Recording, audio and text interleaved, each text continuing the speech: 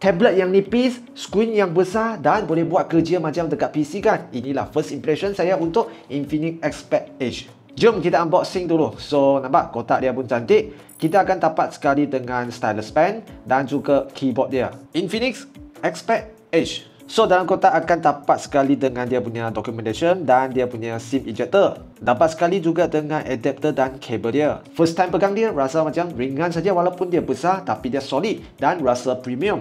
Berat dia cuma 588 gram, material dia unibody metal design dan nipis dia hanya 6.19mm. Memang sangat best untuk masuk dalam bag, senanglah untuk kita bawa ke kelas, bawa ke office ataupun cafe. Ini part yang saya paling suka, screen dia 13.2 inci, 2.4K resolution, size besar dan sharp juga. Ada TUV Redden Low Blue Light dan Flicker Free Eye Protection Certified. Mata kita tak senang penat. Expect Edge ini memang fokus kepada productivity, so dia boleh jadi mobile office untuk kita. 3:2 aspect ratio yang sangat selesa dan siap ada WPS Office dalam ni. Boleh jadi secondary display kepada PC kita dan juga cross devices collaboration. Tablet ini dia support 4G dan Wi-Fi juga, so kalau kita nak kerja dan study dekat mana-mana pun dia ada connection internet. Datang dengan Infinix AI yang powered by DeepSeek, kita ada Forex Voice Assistant yang kita boleh tanya soalan dengan guna voice sahaja. High Translation inilah bantu kita untuk dalam kerja-kerja translate dari banyak bahasa. AI Screen Recognition untuk bantu kita baca data on screen dan boleh convert kepada teks. AI Creation ini pun best, boleh bantu kita dalam writing seperti tulis surat ataupun boleh create gambar AI art dari lukisan kita. Dan kalau kita tengok tepi dia, total ada 4 speaker yang boleh hasilkan immersive creator sound. Siap boleh boost sampai 300%